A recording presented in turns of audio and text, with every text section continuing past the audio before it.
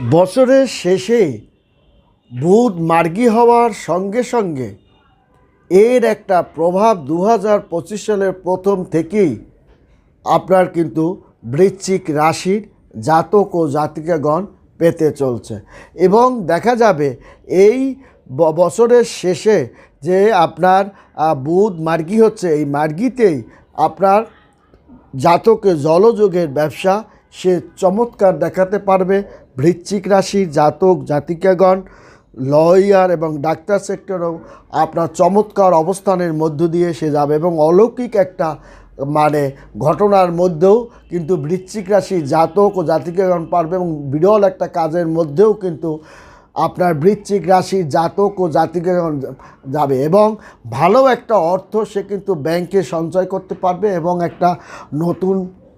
বিষয় সম্পত্তি ক্রয় বিক্রয়ের ক্ষেত্রেও